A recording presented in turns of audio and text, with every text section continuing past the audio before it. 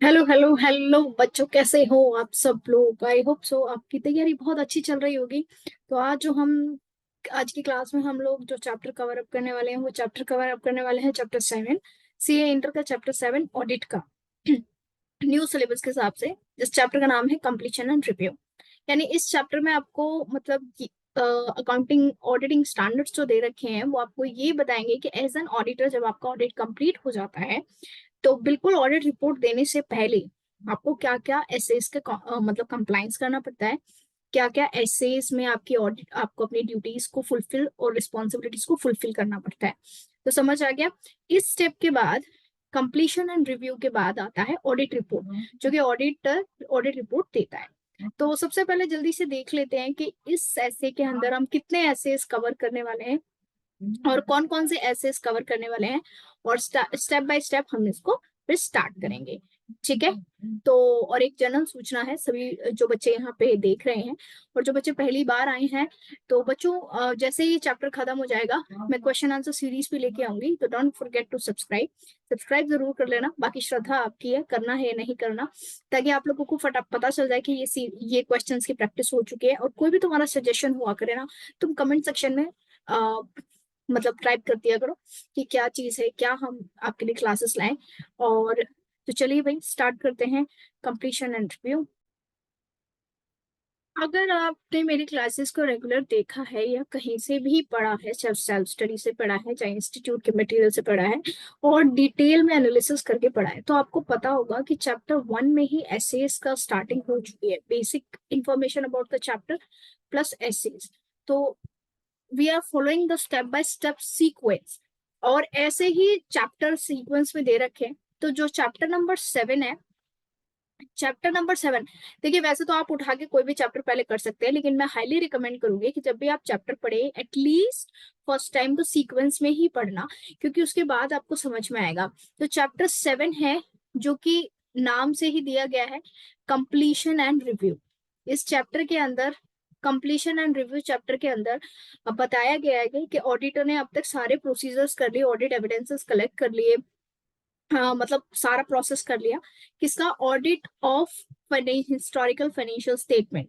एसएज और एसआरईज में मैंने आपको डिफरेंस सारा बताया था। आप कंप्लीशन एंड रिव्यू यानी ऑडिट रिपोर्ट देने से पहले का जो स्टेप होता है, एक ऑडिटर को अपनी रिपोर्ट को और अपने ऑडिट को कंप्लीट करना होता है, और कंप्लीट करने से पहले रिव्यू करना पड़ता है, और ऑडिट रिपोर्ट पेश करने से पहले कम्युनिकेशन करना पड़ता है मैनेजमेंट के साथ या दोस्त चार्जेस गवर्नेंस के साथ। तो उनसे रिलेटेड जो एसेस एप्लीकेबल है वो हम पढ़ेंगे, पढ़ेंगे भी हम सीक्वेंस वाइज में। ठीक है। तो बेटा सबसे पहले इसके अंदर जो आप डील करेंगे वो करेंगे ऐसे 560 से डील। ऐसे 560 से डील होता है सब्सिक्वेंट इवेंट। सब्सिक्वेंट इवेंट इसको बड़ी बारीकी से समझना, रटने की जरूरत नहीं है। सब्सिक्वेंट इवेंट का मतलब क्या होता है कि इसके अंदर क्या बताया गया है कि ऑडिटर को जिस पीरियड का ऑडिट करने को दिया गया था, 1 अप्रैल से लेकर 31 मार्च तक का आपका एक अकाउंटिंग पीरियड था, उसका ऑडिट करने को दिया गया था, ऑडिटर ने वो ऑडिट कर दिया। लेकिन उसके ऑडिट करने के दौरान उसको पता चला कि कुछ इवेंट हुए हैं जो 31 मार्च के बाद हुए हैं, जिसका इफेक्ट डायरेक्टली और इनडायरेक्टली ऑडिट रिपोर्ट पे या फाइनेंशियल स्टेटमेंट पे पड़ता है, जिनका डिस्क्लोज करना जरूरी मैटर हो जाता है इंटेंड यूजर्स के लिए। तो वो जो सारी चीजें कवर अप होंगी वो होंगी ऐसे 560 के अंदर। सबसीक्वेंट इवेंट, बाद के इवेंट, एक ऑडिट पीरियड जो आपका फाइनेंशियल अकाउंटिंग ईयर है उसके बाद जो इवेंट हुए हैं, लेकिन बट दे आर डायरेक्टली और indirectly affecting the financial statement of that year as well as they are necessary for intend users. तो उसके बारे में हम पढ़ेंगे कि ऑडिटर की क्या रिस्पॉन्सिबिलिटीज है, ऑडिटर उसको कैसे प्रोसीड करेगा। सब्सिक्वेंट इवेंट का मतलब समझ में आ गया। सेकंड जिस एसे से डील करेंगे हम करेंगे एसे 570 से। ये तो बहुत बार पढ़ा होगा, गोइंग कंसर्न। भैया ऑडिटर को अपनी ऑडिट रिपोर्ट के अंदर ये अच्छी खासी भली बाती पता करना पड़ता है कि भैया गोइंग कंसर्न एक ऑर्गेनाइजेशन का जो मोटिव है, और एक ऑर्गेनाइजेशन गोइंग कंसर्न के उस पर चल रही है नहीं, या कोई ऐसे सबूत दिए हैं, ऐसे कुछ ऐसे मतलब एलिमेंट्स दिए हैं कि जिससे गोइंग कंसर्न इफेक्ट होता है, वो सारी चीज हम इस ऐसे 570 से पढ़ेंगे। और ऑडिटर की इसमें रिस्पॉन्सिबिलिटीज क्या है, रोल्स क्या है। थर्ड थिंग होता है वैसे बेटा आई एस 450। अब बच्चे बोलेंगे मैडम सीधा 570 से 450 पे क्यों जंप किया? क्योंकि 450 में बोला evaluation of material miss statement. जो भी ऑडिटर को मटेरियल मिस स्टेटमेंट मिली है उसका इवेलुएशन करना है एक बार, ऐसे नहीं कि मिली है उस फटाफट टाटा बाय बाय कर दिया, नहीं। ओके, देन फोर्थ ऐसे जो हम इसमें करने वाले हैं ऐसे 580, इन सब के बेसिस पे जो मिला है नहीं मिला है, रिटर्न रिप्रेजेंटेशन। हमने ऐसे 580 में रिटर्न रिप्रेजेंटेशन हमने पढ़ा था, और पढ़ेंगे कि रिटर्न रिप्रेजेंटेशन चाहिए होती है मैनेजमेंट के थ्रू, क्रेडिटर्स के थ्रू, इन सब के थ्रू। फिर आपका इन एसेस के बाद जो आपका कम्युनिकेशन एसेस आते हैं जो इसी के इसमें पार्ट है, हम ऐसे 260 करेंगे और ऐसे 265 करेंगे। ऐसे 265 और 260 डील करता है कम्युनिकेशन विद दोस्त, charge with governance, communication with management. तो आपको बेसिकली कुल मिला के समझ में आ गया। तो इस चैप्टर के अंदर मैं मतलब इंस्टीट्यूट ने 6 एसेस कवर किए हैं और 6 एसेस की वैलिडिटी भी है। इस क्लास को लास्ट तक देखना अगर सीरियसली चाहते हो, ठीक है, कि रटना नहीं है क्योंकि बहुत से क्वेश्चंस आए थे। वो क्वेश्चंस मतलब मैं कोशिश करूंगी कि मैं आपको बता भी रहूं कि किस तरीके से इंस्टीट्यूट देता है पैराग्राफ में। आपके पास जो भी रेफरेंस मटेरियल है, जो भी स्टडी मटेरियल है इंस्टीट्यूट का, वो आप लेके बैठ जाइए। मैं यहाँ पे आपके मटेरियल से पढ़ाऊंगी। यहाँ पे मैं आपका टेलीग्राम का लिंक भेज पोस्ट कर रही हूँ। जिसको जो भी प्रॉब्लम है, नोट्स चाहिए, आप वहां पे जाके ज्वाइन हो जाइए। और कुछ भी आप सजेशन फीडबैक देना चाहते हैं तो most welcome in the comment section. ठीक है, अगर आपको अच्छा लगे, समझ में आए तो सब्सक्राइब कर देना, ठीक है, लाइक कर देना और शेयर जरूर कर देना अगर आपको लगता है। और ये बिल्कुल फ्री क्लासेस हैं, आपकी पूरा कवरेज है। तो फटाफट से स्टार्ट करते हैं अब आपकी नेक्स्ट नोट्स के through. Okay okay, so let's start subsequent event SA 560। सो सबसे पहले हमें जानना चाहिए कि सब्सिक्वेंट इवेंट्स होता क्या है। सब्सिक्वेंट इवेंट क्या होता है? Events occurring between the date of the financial statements and the date of audit report is known as subsequent is known as subsequent event subsequent events। एक जैसे फॉर एग्जांपल 1 अप्रैल से लेकर 31 मार्च तक आपका कोई भी अकाउंटिंग ईयर है। यहाँ पे 31 मार्च को कोई अकाउंटिंग ईयर फिनिश हुआ है तो इस ईयर का आपको इस फाइनेंशियल ईयर का ऑडिट करना है। तो भैया इस ईयर के खत्म होने के बाद ऑडिटर अपना ऑडिट स्टार्ट करता है। ठीक है, सपोज कीजिए ऑडिटर को अपनी डेडलाइन डेट देनी है कि मैं 30 सितंबर तक ऑडिट खत्म कर दूंगा। तो 31 मार्च से लेकर 30 सितंबर के बीच में जो कुछ भी इवेंट्स हुए हैं, इन इवेंट्स को बोला जाता है सब्सिक्वेंट इवेंट। और सब्सिक्वेंट इवेंट इस बीच अगर ऑडिटर को पता चल जाता है कि यस ये चीजें हुई हैं, तो उससे कैसे डील करना है वो हम इस सेशन में पढ़ेंगे। तो सबसे पहले आपको सब्सिक्वेंट इवेंट का मतलब समझ आया। Next one is types of events identified by financial, FRF का मतलब होता है फाइनेंशियल रिपोर्टिंग फ्रेमवर्क। कौन कौन से टाइप्स ऑफ इवेंट्स होते हैं? Many financial reporting framework refers to the event that occur after the date of financial statements that occurs after the date of financial statement, such as financial statement framework ordinary identify 2 types of event। 2 types के आपके events होते हैं। First one, those that provide evidence of condition that existed at the balance sheet date, and those provide evidence of condition that arose after the date of the financial statement।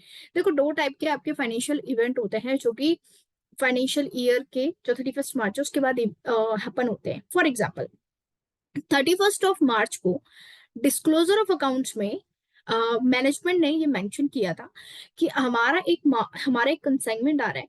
ठीक है, वो consignment by the way of ship आ रहा है, 2 करोड़ का या 20 का उसमें हमारा गुड्स है। ठीक है, लेकिन ये ऑन द वे है बट अभी पहुंचा नहीं है। तो ये इसके बारे में इंफॉर्मेशन दी गई थी 31 मार्च को। ठीक है, 31 मार्च को कि इसकी जो कंडीशन है वो एग्जिस्ट थी मार्च को। अगर ये मतलब जो कंसाइनमेंट डूबता है या नहीं आ पाता तो जो लॉस होगा जो लॉस का उसकी एडजस्टमेंट होगी उसमें रेफरेंस दिया जा सकता है कि यस उसकी कंडीशन एग्जिस्ट थी।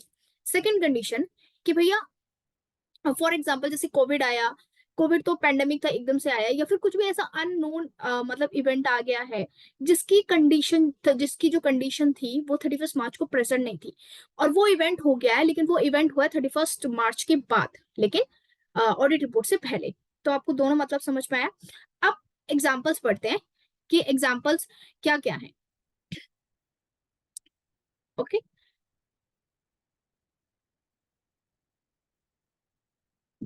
सो examples of event providing evidence for condition that exist. ऐसे कौन से एग्जाम्पल है जो भैया एविडेंस बताते हैं, एविडेंस देते हैं कि मतलब उन्होंने पहले ही एविडेंस दिया था मैनेजमेंट ने कि 31 मार्च को वैसे उसमें वो कंडीशन एग्जिस्ट थी। तो फर्स्ट वन है डिक्लेरेशन ऑफ इंसॉल्वेंसी।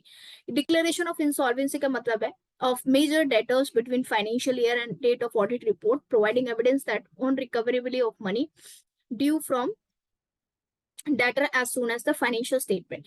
भैया मतलब जो एक मेजर डेटर था, मतलब 80% का, जिसके जिसके पास हमारा माल क्रेडिट पे गया था और उससे हमें पैसे लेने थे, ठीक है, उसकी प्रोबेबिलिटी दे रखी थी 31 को कि ये इंसॉल्व पैसे देने के इसके चांसेस, इसकी प्रोबेबिलिटी बहुत कम है, और अगर वो इंसॉल्वेंट हो जाता है तो यानी ये कंडीशन 31 मार्च को एग्जिस्ट करती है। सेकेंड आपका जो मैटर है कि कोई सेटिंग ऑफ लीगल क्लेम है, ठीक है, कोई लीगल क्लेम चल रहा है, उसकी एग्जिस्टेंट भी थी। तो और ये भी बताया गया था कि अगर जीत गए तो हमें इतना प्रॉफिट होगा, मतलब वट एवर हमें इतना फायदा होगा या नुकसान होगा। ओके, अब ऐसी कंडीशंस जो कि पता नहीं होता, 31 मार्च के बाद कंपनी ने डिसाइड किया कि भैया हमें नई शेयर कैपिटल इशू करनी है, तो उसकी कंडीशन उसको थोड़ी ना लिखेंगे भैया, वो तो नेक्स्ट ईयर में एप्लीकेबल होगा। मर्जर प्लान हो गया है, या substantial destruction of substantial inventory, आग लग गई, वो तो मैं बताया थोड़ी ना कि भैया इस स्टेट पे आग लगी, तो समझ में आया एग्जांपल्स। ओके, तो ये तो था एक पूरा सब्सिक्वेंट इवेंट्स का मतलब कि सब्सिक्वेंट इवेंट्स होता क्या है। नाउ आप चलते हैं कि स्कोप ऑफ दिस एसे, इस एसे का स्कोप क्या है, ये एसे किस पे एप्लीकेबल होता है किस पे नहीं। तो subsequent events deals with the auditor responsibility. तो भैया इवेंट तो हमेशा ऑडिटर की रिस्पॉन्सिबिलिटीज, एसे क्या बताते हैं कि इस कंडीशन में ऑडिटर की क्या रिस्पॉन्सिबिलिटीज रहने वाली हैं।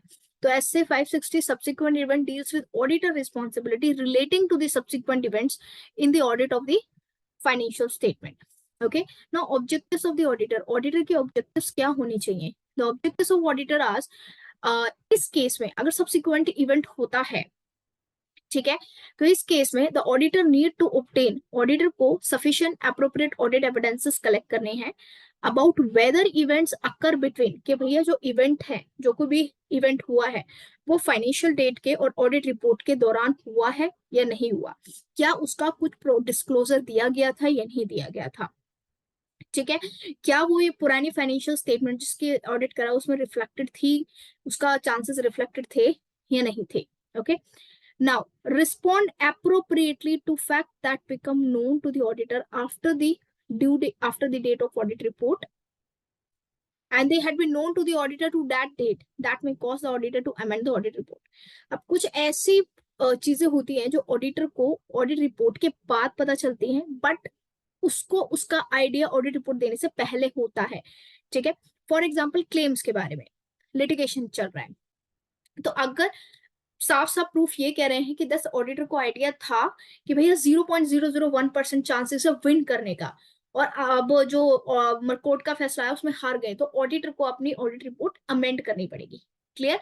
सो date of the financial statement, date of the financial statement का मतलब क्या, जो मैंने आपको एक टाइम पीरियड बनवाया था कि latest period cover by the financial statement,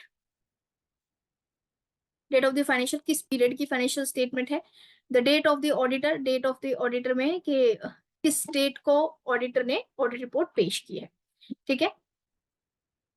चलिए, तो अब इसके अंदर जो इंपॉर्टेंट थिंग है बच्चा लोग, वो ये इंपॉर्टेंट थिंग है कि अभी तक आपने सारी चीजें पढ़ी, अब आपका जो नेक्स्ट है वो ये है audit procedures events regarding occurring between the date of financial statement and the date of audit. Auditor के एक ऑडिट प्रोसीजर्स क्या रहने चाहिए कि अगर जो इवेंट है, कोई भी इवेंट, अगर ये डेट है 31 मार्च, ये क्लोजिंग डेट है और ये ऑडिट की रिपोर्ट डेट है 30th इसके बीच में अगर कुछ भी सब्सिक्वेंट इवेंट होते हैं तो ऑडिटर के ऑडिट प्रोसीजर्स क्या होते हैं। फर्स्ट, देखिए, the auditor shall perform the audit procedure, तो सबसे पहली बात है आंख बंद करके लिखना, the auditor shall have to perform the audit procedure and obtain the sufficient appropriate audit evidences. Sufficient and appropriate audit evidences are the keywords. बहुत बच्चे पूछते हैं मैडम क्या लिखें keywords, so these are the keywords, right, to ensure that the event which is adjusted disclosure have been identified.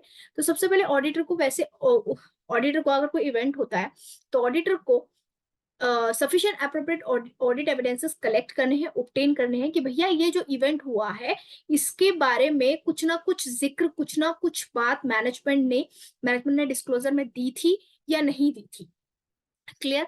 In determining the entity nature and audit procedure auditor shall, अब जब auditor अपने audit procedure perform करेगा तो auditor को क्या करना है, तो सबसे पहले obtain the understanding of procedure through which management had identify the subsequent event.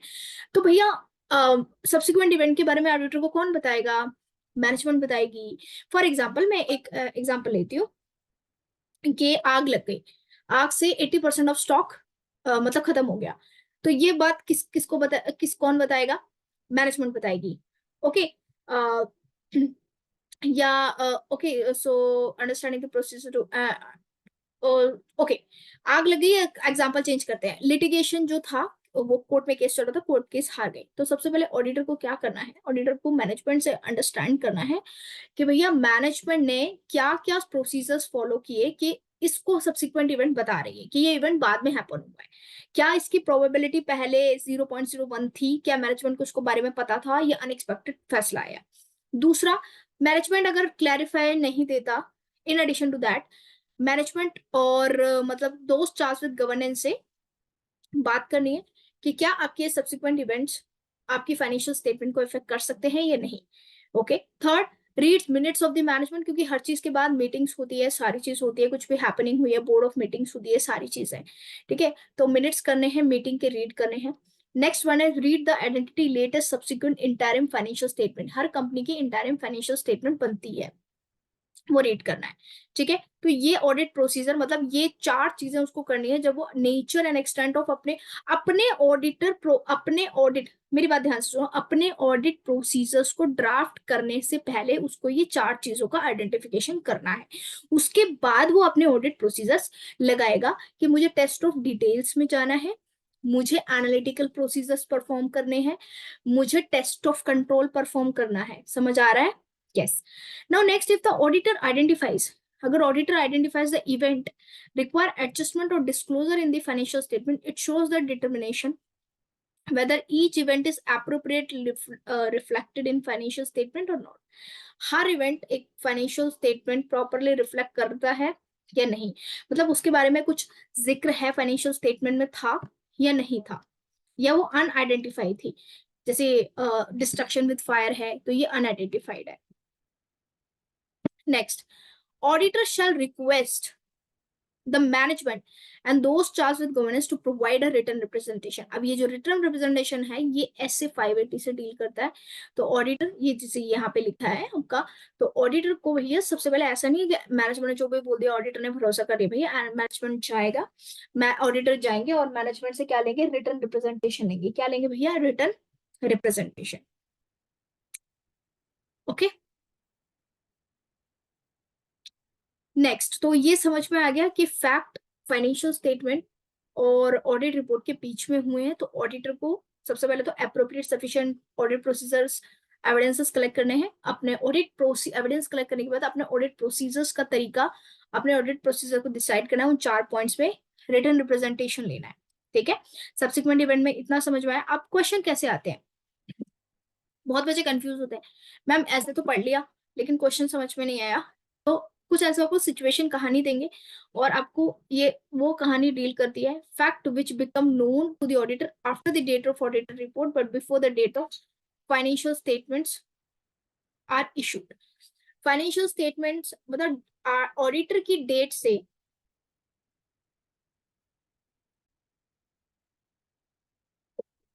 so the second part of this essay is fact which become known to auditor after the date of auditor report but before uh, the date the financial statements are issued. Okay, issue to what? Financial statement. देखो एक date होती है जैसे कि 31 मार्च तक की इस period में फाइनेंशियल स्टेटमेंट मैनेजमेंट बना के देता है। एक डेट होती है ऑडिटर रिपोर्ट बनाता है। एक डेट होती है जो एजीएम के अंदर आपकी फाइनेंशियल स्टेटमेंट इशूड होती है मेंबर्स को, यानी कि शेयर होल्डर्स या इंटेंट यूजर्स को। सो अब ये कौन सी डेट की बात कर रहा है? ये डेट की बात है कि इस डेट पे ऑडिट रिपोर्ट आई, और इस डेट पे ऑडिट रिपोर्ट आई, और एक महीने बाद सपोज एजीएम थी, तो एक महीने वो जो 10 अक्टूबर, इसके बाद जो मैटर पता चले उसको कैसे ऑडिटर हैंडल करेगा। नाउ ऑडिटर की कोई रिस्पॉन्सिबिलिटी नहीं है भैया, ऑडिट रिपोर्ट के बाद कोई सब्सिक्वेंट इवेंट है तो ऑडिटर पीछे तो नहीं रहना पड़ा रहेगा। Auditor has no obligation to perform any audit procedure regarding, देखो ऑडिटर डेट से पहले पहले अगर कोई इवेंट हो रहे हैं तो ऑडिटर की वहां ऑब्लिगेशन बनती है। ऑडिट रिपोर्ट देने के बाद ऑडिटर की कोई ऑब्लिगेशन नहीं बनती, ठीक है। However, if the fact, अब यहाँ पे इस लाइन को देखिए, however, if the fact becomes known to the auditor that had it known to the auditor at the date of audit report, that may have caused the auditor to amend the audit report. The auditor shall discuss the matter with those charged with governance, determine whether the financial statement need amendment. If so, inquire how management intends to address the matters in the financial statement. लेकिन अगर auditor को ये fact पता था audit report देने से पहले कि ये कुछ मैटर होगा, ठीक है, और वो ऑडिट रिपोर्ट के बाद हुआ, तो ऑडिटर को ये जो चीजें हैं वो डिस्कस करनी है दोस्त चार्ज विद गवर्नेंस से, अमेंड करनी है फाइनेंशियल स्टेटमेंट अगर जरूरत पड़े तो, और थर्ड वन इज इंक्वायर करना है। Okay, next, if the management amends the financial statement the auditor shall, अगर मैनेजमेंट फाइनेंशियल स्टेटमेंट को अमेंड करना चाहती है, करती है, बट रिमेंबर ऑडिटर अपनी ऑडिट रिपोर्ट, मतलब ये जो मैटर हुआ है ऑडिट रिपोर्ट के बाद हुआ है, तो ऑडिटर को क्या करना पड़ेगा? ऑडिट प्रोसीजर्स को एक्सटेंड करना पड़ेगा to the date of new audit report, नई ऑडिट रिपोर्ट, क्योंकि जो मैनेजमेंट है वो अपने फाइनेंशियल स्टेटमेंट्स को अमेंड कर रही है, राइट, क्योंकि सब्सिक्वेंट इवेंट हुआ है, तो ऑडिटर को अपनी भी रिपोर्ट भी अमेंड करनी पड़ेगी। Provide a new audit report, और उसको अपनी नई ऑडिट रिपोर्ट देनी पड़ेगी। समझ पा रहे हैं जो मैटर है? Okay, next one, when laws and regulations of financial reporting does not prohibit management uh, from restricting the amendment of financial statement to the effect of subsequent event, the auditor is permitted to restrict the audit procedures or subsequent events to that amendment. In such case, auditor क्या कह रहा है?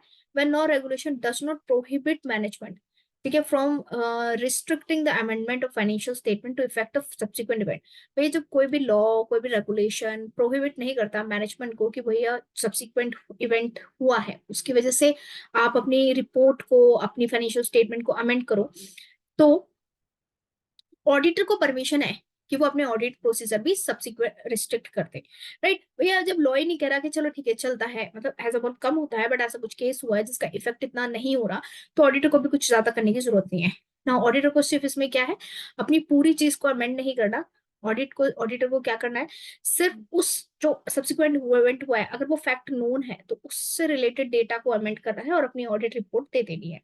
Provide a new और amended, अगर मतलब नई amendment चाहते हैं लेकिन उसके अंदर से वो पूरी ऑडिट रिपोर्ट को अमेंड नहीं किया है, सिर्फ एक मैटर है, वो पैराग्राफ है, उस पैराग्राफ को अमेंड करके उस पैराग्राफ को मतलब एम्फोसिस करके ऑडिट रिपोर्ट दे सकता है। Now however if management does not amend the financial statement, अब ये तो लॉ जो कह रहा था कि लॉ कुछ ज्यादा स्ट्रिक्टनेस नहीं दिखा रहा, लेकिन ये क्या है कि अगर मैनेजमेंट ऑडिट और मैनेजमेंट अपनी फाइनेंशियल स्टेटमेंट को अमेंड ही नहीं करना चाहता, then the auditor shall modify the opinion if the audit report has been not provided in the entity. Otherwise, the auditor shall notify the management, though not to issue the financial statement to the third party.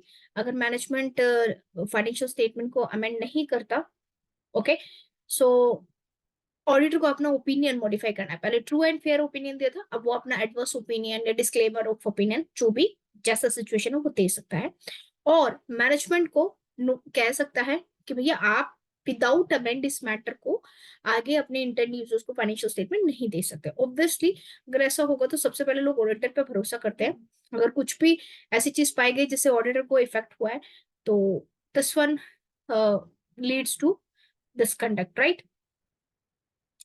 Okay,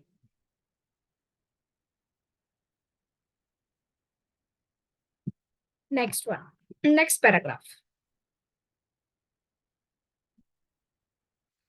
तीसरी condition क्या है? Fact which become auditor to the audit after has been issued. भैया financial statement issue ही हो गई है, सब कुछ हो गया है, ठीक है, उसके बाद ऑडिटर को मैटर पता चला, द ऑडिटर हैज नोटिस। सबसे पहले भैया जब बट गया, सब चीजें प्रसाद बन गया, तुम कह रहे हो सबने खा भी लिया और तुम कह रहे हो कि अब नमक कम है, ठीक है, तो क्या ऑब्लिगेशन है? ये सेम प्रोसेस है। The auditor has no obligation to perform any audit procedure regarding such financial statement. Same बात है, सेम चीज पिछले पैराग्राफ में, अगर ऑडिटर को उस फैक्ट के बारे में पता था, अगर वो होता है तो भैया वो मैटर डिस्कस करेगा या फिर अमेंडमेंट करेगा या इंक्वायर करेगा, तो ये दोनों चीजें सेम है। If management amends the financial statement the audit, अगर वो सेम प्रोसेस, अगर मैनेजमेंट को अमेंड करना है फाइनेंशियल स्टेटमेंट भैया तो ऑडिटर को भी अपनी रिपोर्ट अमेंड करनी पड़ेगी, ठीक है। नाउ रिव्यू देखना पड़ेगा, इसमें main point review the step taken by. तो भैया मैनेजमेंट ने क्या स्टेप्स लिया है उसका रिव्यू करना पड़ेगा भैया कि वो प्रोसेस में था या नहीं था वो स्टेप, लाइक दिस। और आगे देख लेते हैं। Now extend the audit procedures to the date of new audit report. Provide a new audit report to the amended financial statement. If the amended audit report and EOM का मतलब होता है emphasis of matter paragraph, referring to the note of financial statement that discuss in the reason amendment in the financial statement should be included. If management does not take any necessary steps to inquire that anyone in receipts previously issued, inform to the situations and amend the financial statement. Simple सी बात है कि अगर management कोई necessary steps नहीं लेता financial statement को amend करने के लिए तो भैया ऑडिटर को अपनी जो ऑडिट रिपोर्ट है उसको मॉडिफाई करना पड़ेगा इफ सिचुएशन अराइजेस, या फिर ऑडिटर को दो स्टार्स विद गवर्नेंस है ऐसे 260 और 265 के हिसाब से मैनेजमेंट और उससे बात करनी पड़ेगी। तो बेसिकली ऐसे 560 के अंदर हमने बच्चा लोग क्या पढ़ा? हमने सब्सिक्वेंट इवेंट्स के बारे में पढ़ा। अब इस ऐसे को मैं 5 मिनट में समराइज करती हूँ कि ओके, तो समराइज करती हूँ मैं यहाँ पे। तो जो इसमें जो मेन चीज है वो ये है, facts of become known to the auditor. जो ऑडिटर को जो फैक्ट सबसे पहली है इसके अंदर,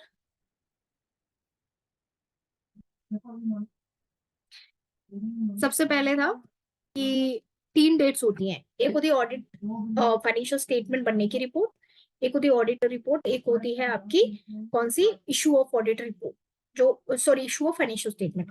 तो फर्स्ट जो हमने चीजें पढ़ी वो पढ़ी थी कि अगर ऑडिट, अगर कोई सब्सिक्वेंट हुए हैं वो ऑडिटर डेट से और फाइनेंशियल स्टेटमेंट डेट के बीच में हुए हैं, तो ऑडिट के क्या, वो तो मेन ऑब्लिगेशन ही होगा ना, अभी ऑडिट रिपोर्ट नहीं दी। सेकंड जो केस पढ़ा हमने वो पढ़ा कि ऑडिट रिपोर्ट के बीच में और ऑडिट रिपोर्ट दे चुकी है उसके बीच में, और बट अभी मीटिंग में फाइनेंशियल स्टेटमेंट इशू नहीं हो उसके बीच में जो मैटर हुए, ठीक है। तो ऑडिटर की तो कोई ऑब्लिगेशन नहीं है, लेकिन अगर ऑडिटर को मैटर का फैक्ट मेन इंपॉर्टेंट, अगर मैटर के बारे में पता होगा तो डिस्कस करेगा मैटर विद दोस्त चार्ज विद गवर्नेंस से, अमेंड करेगा, इंक्वायर करेगा, ठीक है। Third one is management amends the financial statement और ऑडिटर। तो जो थर्ड पैराग्राफ था, थर्ड पैराग्राफ क्या कह रहा था भाई? थर्ड पैराग्राफ ये कह रहा था कि अगर ऑडिटर को डेट फाइनेंशियल स्टेटमेंट इशू करने के बाद पता चले तो सबसे पहले तो कोई ऑब्लिगेशन नहीं है, लेकिन अगर उस ऑडिटर को रिपोर्ट के बारे में पता था, उस मैटर के बारे में पता था, तो TCWG से बात करेगा, डिटरमाइन करेगा फाइनेंशियल स्टेटमेंट अमेंडेड सो, ओके, इंक्वायर करेगा मैनेजमेंट से, राइट? ओके, क्लियर हुआ ये बात ना? अब बारी है अपने आप को टेस्ट करने की, तो अब हम इसके कुछ क्वेश्चंस की प्रैक्टिस करते हैं कि ऐसे 560 के अंदर से कौन से क्वेश्चंस आते हैं, कौन से क्वेश्चन नहीं आते। देखो बच्चों ये चैप्टर्स बहुत बड़े हैं, ठीक है, हर ऐसे उसको डीपली हमें समझना है, सिर्फ रटना नहीं है।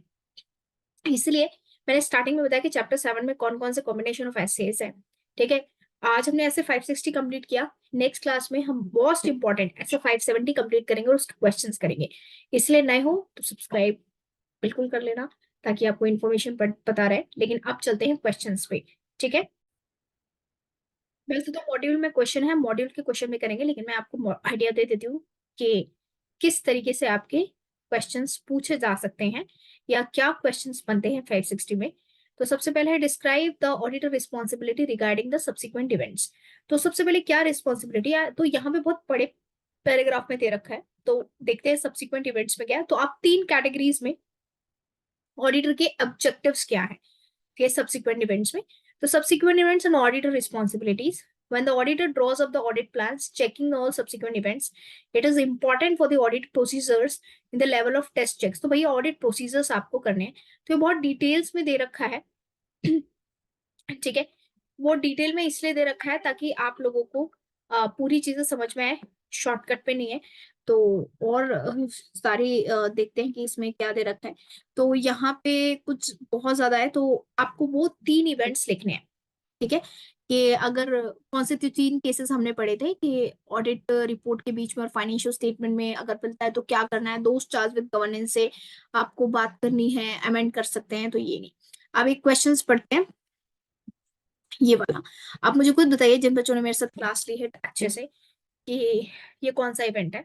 इफ वो फायर ब्रोक आउट 15 में, तो सबसे पहले तो ये वो मैटर है, जैसे फायर का ना वो हुआ, ये वो मैटर है जिसके अंदर मतलब आपको कोई नॉलेज नहीं है ऑडिटर को कि कुछ होगा या नहीं होगा।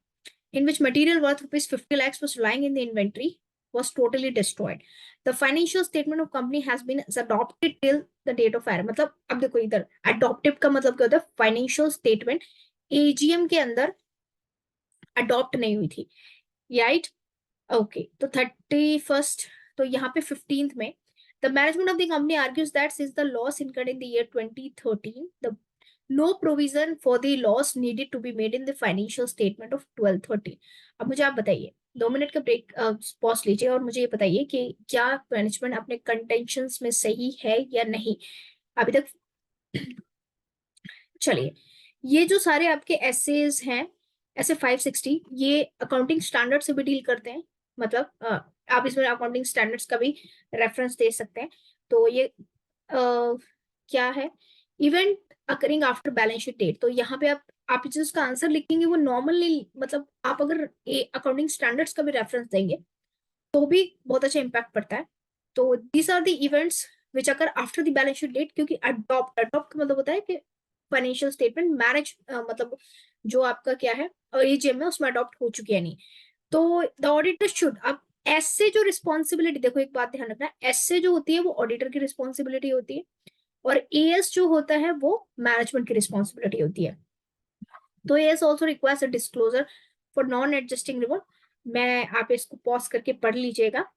ठीक है, जो एएस कहता है कि बैलेंस शीट के बाद हुए हैं, अडॉप्ट के बाद।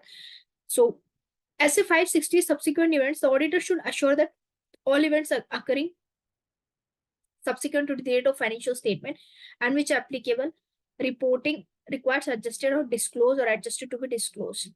okay, now ये तो अडॉप्शन के बाद, अडॉप्शन से पहले हुआ है, लेकिन रिपोर्ट कंसिडर है कि बन चुकी होगी। तो यहाँ पे क्या होगा, क्या आंसर, एक ऑडिटर की क्या रिस्पॉन्सिबिलिटी बनेगी, and for which the applicable financial reporting framework adjusted as been disclosed. The event took place. This is the main thing I want to make you read. This is the event took place after the close of the financial year and does not relate to the condition exist in the balance sheet days. कोई condition exist नहीं भाई, fire वही plan थोड़ी ना थी, thus it will have no effect on the item appearing in the balance sheet date। तो auditor has to ensure that this list will not materially affect the substantium of the enterprises। भैया आग लग गई, बता के तो नहीं लिखते, अनहैपेंड कंटीजेंट इवेंट है, राइट। तो ऑडिटर भैया कहेगा कि कोई प्रोविजन ऐसे कुछ करने की जरूरत नहीं है, ओनली डिस्क्लोजर देने की जरूरत है। समझ में आया। तो यहाँ पे ना अगर आप लिंकअप कर सकते हो लॉ की प्रोविजंस के साथ, अकाउंटिंग स्टैंडर्ड्स के साथ, तो अगर आप लिंकअप करके करोगे ना बच्चा लोग, तो बहुत बढ़िया इफेक्ट पड़ेगा। ठीक है, समझ में आया। यस, एक और क्वेश्चन देख लेते हैं और मुझे इसमें से बताना इसमें कौन सा एएस एप्लीकेबल होगा। AS accounting standards, see company does not include in the balance sheet the sum of 140 crore being amount arrears and salaries। भैया ये क्या है, ये पता हुआ, ये इवेंट पता है। After 2 years, as a result of successful negotiation through 18 months and concluded it, the auditor want to sign the said balance sheet and give the audit report.